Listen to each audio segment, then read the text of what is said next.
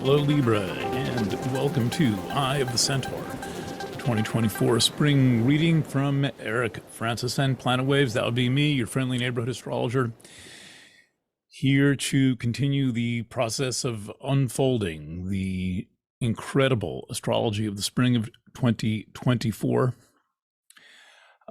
I have got your solar chart ready.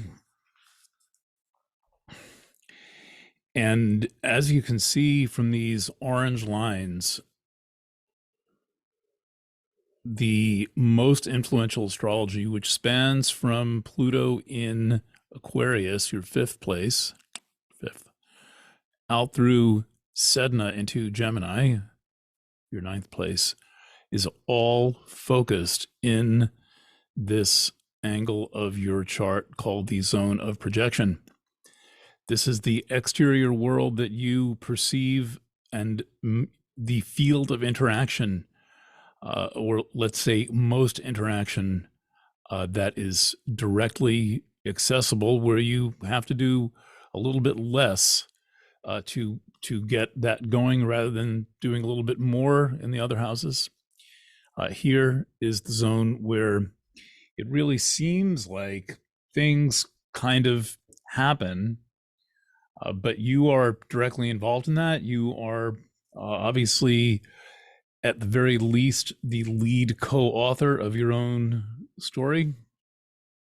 And the big event that I'm focusing on, that is kind of the thing that leads to all the other stuff, is an eclipse of the sun in the sign Aries. That takes place on April the 8th. And Aries is the very heart of the projection zone in your chart, the seventh house, where you experience relationships and partnerships of all kinds, which have likely been rather challenging and different from any other time in your life over the past 5 to 6 years or so, particularly with Chiron making its way through this sign.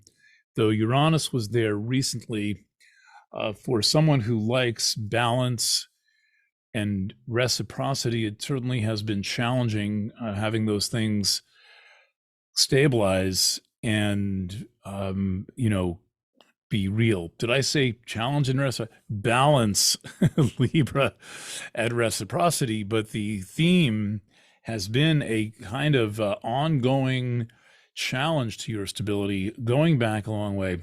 And there were two distinct phases, although the current phase begins in around 2018 with the ingress of Chiron into your opposite sign, Libra, and there was some kind of a bright light that was shined on several different situations starting around that time. One metaphor for Chiron is the light that reveals the true nature of experience, and what you got to look at was the true nature of your relationship experiences and your collaborations, and to some extent the entire way that you perceive the world around you. The more I do astrology and work with the houses, which I think are the most important basic thing to work with in astrology, to really understand the houses means that you are understanding the environments in which things happen and the properties that those environments have. So all the houses represent environments, but I think that the seventh represents your main environment, the one where you are basically in all day long, where you are communicating with people and having relationships with people and experiencing various forms of collaboration or challenges to collaboration. And that, again, is the house that's right above the western horizon. And for Libra, that is Aries. Okay, pretty easy to see.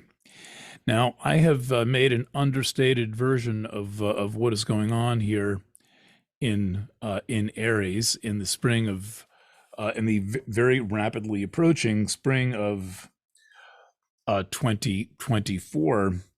And so, if I'm gonna highlight that little house in yellow to give you a sense of how basically how small it is.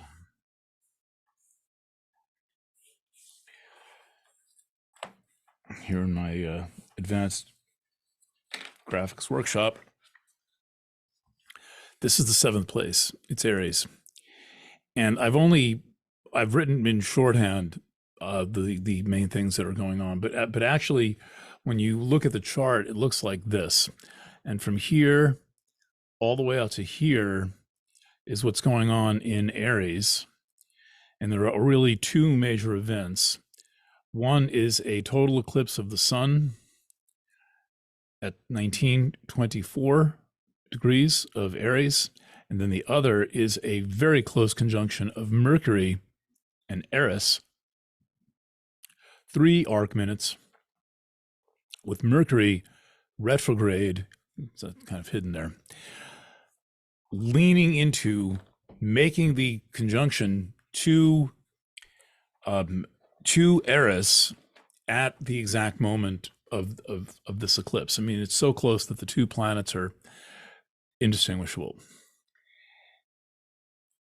This warrants a brief commentary on what it may be like to have Eris and Chiron in Aries on the seventh house, which again, when you think of the world, and I don't know if other astrologers would agree with this, but when you look around at the world kind of at eye level and you see people and businesses and you encounter things, I think that's an expression of the seventh house, which I would say is the general environment that you inhabit walking around the world. And for a century, since 1922, Eris has been in Aries. So in 1922, Eris begins its move from Pisces into Aries. It takes a few years to settle into Aries because the retrograde goes back and forth over the Pisces-Aries cusp. But for our purposes, I'm counting for when Eris first got to Aries, and that was approximately 101 years ago. And this was at the dawn of the radio era. I mention that because the dawn of the radio era was the time when self-concept began to completely invert itself from what it had been, what had been in development from first 1,500, 2,000 years of alphabetic script, going back to 500 BC or something like that, all the way through the Gutenberg press era, where books started coming out and being made available. And all of that was about 2.5 millennia of the gradual de-tribalizing of human consciousness, the formation of individual inner consciousness. That is a trained thing that people have learned. And when Eris entered your opposite sign before you were born in 1922, and the radio era began, all of that individuality began to unravel with noticeable effects practically overnight. In the early 1930s, as radio was taking over, the world was well on the way to being re-tribalized. Everyone within earshot of radio or a part of a society that was exposed to radio, the de-individuating of society begins. And this is more frightening than it seems because it made people vulnerable to exactly the kinds of things that we are experiencing today, the kinds of tribal experiences that